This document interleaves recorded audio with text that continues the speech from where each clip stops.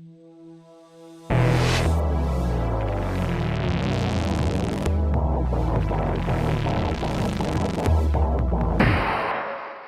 tanah Sunda abad ke-15, ketika kerajaan-kerajaan besar saling berpengaruh dan kepercayaan lama masih mengakar kuat, takdir Nusantara perlahan berubah melalui sebuah pernikahan.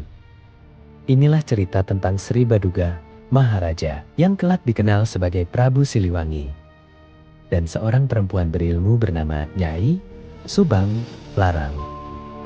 Bukan sekadar kisah cinta, tetapi kisah pertemuan kekuasaan, iman, dan sejarah. Kerajaan Pajajaran berada di puncak pengaruhnya di Tatar Sunda. Takhta dipegang oleh keturunan Mahaprabu Niskala Wastu Kancana, Raja Besar Galuh yang namanya harum dalam carita Parahyangan. Sri Baduga adalah cucu Mahaprabu Niskala Wastu Kancana. Ayahnya, Prabu Dewa Niskala, hanya memerintah Galuh, sehingga dalam tradisi naskah Sunda, Sri Baduga dipandang sebagai penerus langsung Wastu Kancana. Di sisi lain, di wilayah pesisir barat Jawa, berdiri kerajaan Singapura yang dipimpin oleh Ki Gedeng Tapa, juga dikenal sebagai Giri Dewata atau Ki Gedeng Jumajan Jati keturunan Ki Gedeng Kasmaya, penguasa Cirebon Girang, yang masih memiliki hubungan darah dengan Prabu Bunisora, adik Mahaprabu Niskala Wastu Kancana.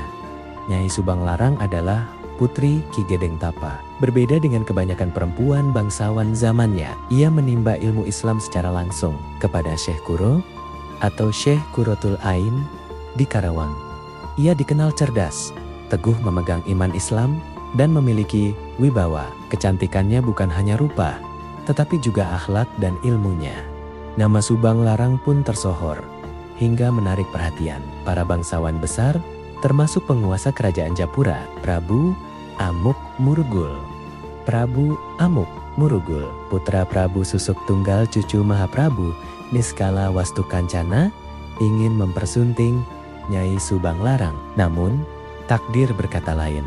Sri Baduga demi mendekati Subang Larang tanpa membawa bayang-bayang politik, menyamar dengan nama keumbingan Raja Sunu.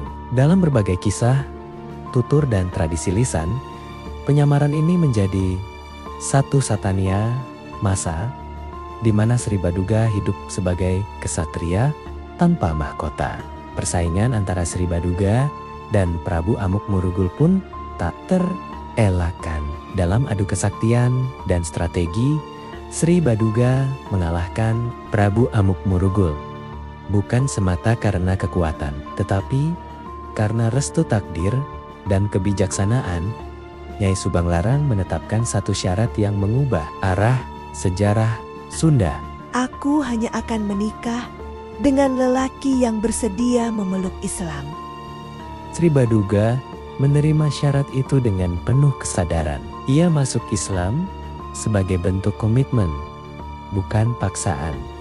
Pernikahan mereka dilangsungkan di Masjid Agung Syekh Kuro, Karawang, dan dipimpin langsung oleh Syekh Kurotul Ain. Inilah pernikahan agung antara kekuasaan Pajajaran dan cahaya Islam. Setelah dinobatkan sebagai Maharaja Pajajaran dengan gelar Sri Baduga Maharaja, ia memerintah dari Pakuan Pajajaran. Sri Baduga dan Nyai Subang Larang menetap di Keraton Sang Bima. Dari sinilah Pajajaran mencapai masa keemasan tertib, hukum, kuat pertanian, dan stabil secara politik. Atas restu Ki Gedeng Tapa, Sri Baduga dianugerahi gelar Raden Pamanah Rasa, menandai pengukuhan ikatan keluarga dan politik antara Pajajaran dan Singapura.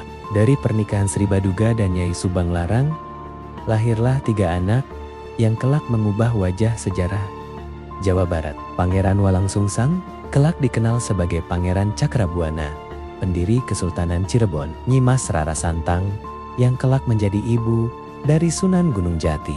Raden Kian Santang, tokoh legendaris penyebar Islam di Tatar Sunda. Didikan Subang Larang menjadikan anak-anaknya kuat dalam Islam. Meski lingkungan istana masih kental dengan tradisi Sunda Wiwitan, meskipun Sri Baduga dikenal sebagai Raja Besar Pajajaran, jalan hidup anak-anak Subang Larang membawa mereka keluar dari istana menuju dakwah dan perubahan sosial. Dari pernikahan inilah Islam menyebar secara damai di tanah Sunda melalui darah, ilmu, dan keteladanan. Kisah Sri Baduga dan Nyai Subanglarang bukan sekadar cerita cinta. Ia adalah simpul sejarah, tempat bertemunya kekuasaan dan iman. Dari rahim pernikahan inilah lahir tokoh-tokoh besar yang membentuk wajah Cirebon, Sunda, dan Islam Nusantara. Demikian kisah pertemuan Sri Baduga atau Prabu Siliwangi dengan Nyai Subanglarang. Supaya gak ketinggalan cerita-cerita menarik lainnya, jangan lupa like, comment, share,